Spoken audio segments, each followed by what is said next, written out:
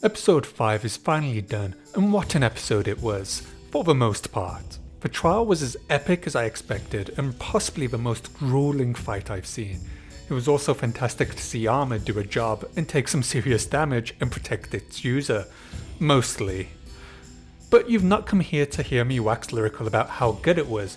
You've come here for the details about what went down and what they changed from the source material, so let's get stuck in. One thing to get off my chest, if you read the novella, the imagery you could come up with to match the descriptions was almost printed on screen. It's actually rather eerie reading Duncan's experience and seeing the shots they used to convey it. A+, pretty much.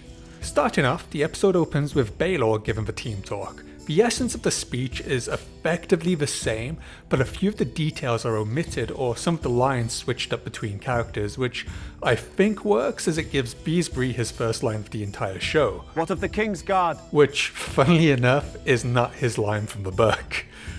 One thing keen-eyed show watchers will notice is that Raymond has a shield with a green apple instead of a red apple like his cousin. The Fossil Waste sigil is usually a red apple, but Stefan often takes the piss out of Raymond for not being ripe. As you see, my cousin here is not ripe yet. So in a fashion that would make Tyrion proud, Raymond literally wears it like armor and paints his sigil as a green apple so as not to be confused with his cousin. It's better to be green than wormy. The team approves and it's a moment of levity, though the show instead decides to omit this small detail and have both Duncan and Raymond puke up instead, which is valid but is tonally different. One thing that's likely hit the cutting room floor is Baelor addressing the armor and horse he is wearing and riding, which are his sons Valar's. He didn't expect to need either when he came to Ashford as he wasn't going to be participating, but desperate times and needs must. It's a minor detail, but people often attribute his mortal injury in part to ill-fitting armor. Another Baelor omission is that he tells the team they will be using tourney lances compared to lances of war. Tourney lances stand at 12 feet tall, compared to a war lance which is 8 foot, which would allow the team an additional 4 foot reach advantage and hopefully knock their opponents from the saddle before they can even be struck back. Harding responds that tourney lances are much more fragile as they are made to break. Baelor then also lays out the rule stating that if Duncan is killed, or both of Aerion and Daeron are, or withdraw their accusations, then the trial is over. Otherwise, all 7 on one side must either perish or yield for the trial to end. With the mention of Daeron, Duncan informs the crew that Daeron will not be fighting, which leads Lionel to take the piss saying, "Not well anyway," before mentioning that the Kingsguard will be more than enough to contend with. Baelor responds by detailing in both novel and show that the Kingsguard can't touch him due to being of royal blood and they are sworn to protect him and other members of the family, so he plans to attack them to get them to yield and removed from the trial. It's actually Lionel in the book that responds asking if that's chivalrous, not Riesling. As this is all being said, the Septon is actually giving the prayer in the background rather than being the focal point. I think for the show this helps build the tension and lengthens the scene.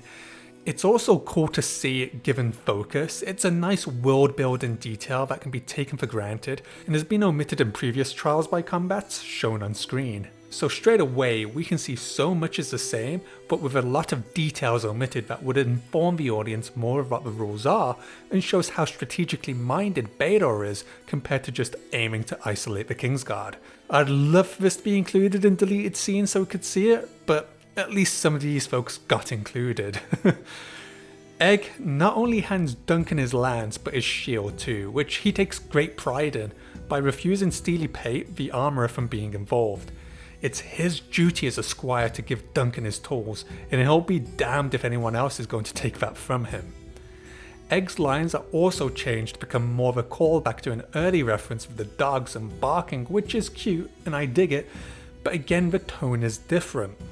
Egg is confident and dutiful in his duties and wishes his sir good fortune. To sum it up, whereas the novel is more breaking the ice with Raymond's jokes and Baelor shoring up the team with a pep talk and tactics, which in turn allows the audience to feel somewhat confident, the show goes in the direction of drenching the set with dread.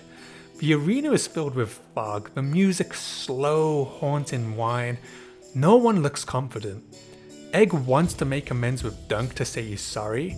Dunk is trying to put on a brave face when he's not puking. Even Dunk's horse in the novel is calm and steady, whilst Arian's is ill-disciplined and impatient, which might be because it's not his usual horse, that being the one he had to forfeit to Harding, or it's a representation of Arian himself. Now, before the horn sounds, Dunk notes that Lionel is to his left and Baelor is to his right. The show puts Baelor front and centre with Dunk to Baelor's left and Lionel to Baelor's right. Minor, but it makes Baelor the centrepiece and not Dunk. Once the horn blows, both novel and show have Dunk hesitating and freezing, but the novel has the horse's instinct automatically kick in and start trotting forwards, which spurs Duncan back into action and they go at it. Duncan notes that Baelor's horse, which is likely of finer stock, is charging ahead and outpacing poor Thunder in the corner of his eye. He's not massively behind the crew as he is in the show, which needs Egg screaming commands from the stands to spur Thunder into action, bringing full circle those training sessions Egg's been having with the old horse. Not bad. Dunk charges at Arian and he monologues how he's aiming for the prince's chest, but he gets distracted by Arian's war lance's scary looking lance getting bigger and bigger. Then his attention drifts to Arian's sigil on his shield, and his lance unfortunately follows and tilts downwards from Arian's chest. Before he can correct himself, it's too late and Arian smashes his lance into Dunk, destroying his oak and steel shield and splintering off the free foot of his lance into Dunk's side. Funnily enough, in the graphic novel, the injury is higher up on Dunk to the shoulder, but both the book and show go with the injury being lower down in Dunk's abdomen. I prefer the shoulder injury because I just thought an injury in the gut area would be more fatal for that time, especially with the size of the thing Arian just stabbed him with.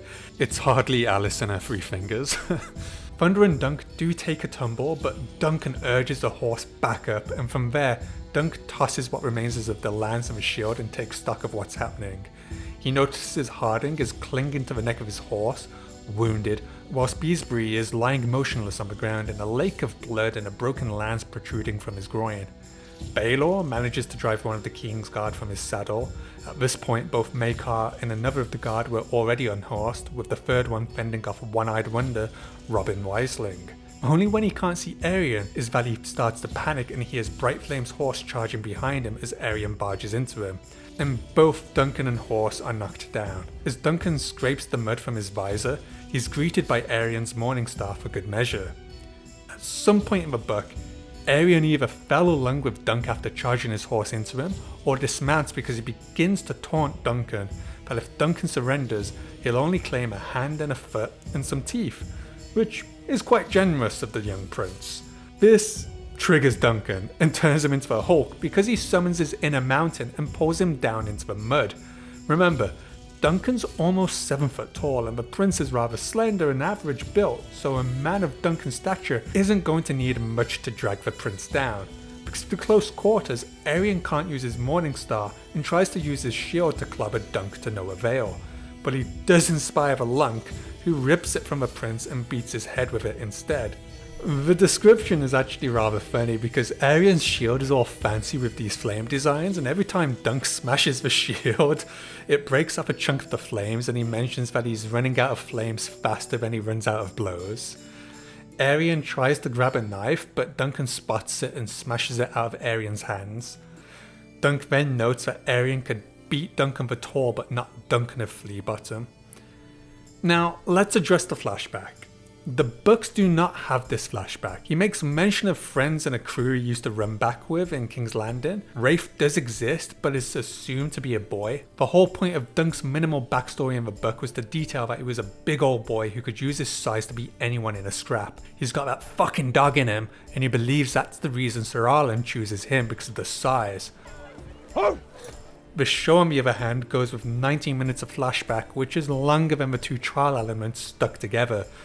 I wasn't a fan of this because it feels like it's going off book. Maybe this is notes from George, who knows, but I'm a little skeptical of big changes like this, especially after House of the Dragon. Anyway, back to the present, and Dunk absolutely fleeces Arian and flips his visor up, demanding he yield. Duncan resists the urge to pop out one of Arian's eyes, a bit more restraint than Gregor at least, but I think we would have been okay with it. Arian does yield and Dunk starts looking at the chaos around him as Maekar tries to make his way over, but Big Baelor is holding him up. Dunk then casts aside his helmet and drags Arian with him. Raymond and his cousin are slashing away at each other. One of the King's Guard is carrying one of their brothers away from the field. The third was down and out, with Lionel then joining Baelor against Maekar, who, credit to him, was fighting back but was taking 3 blows for everyone he landed.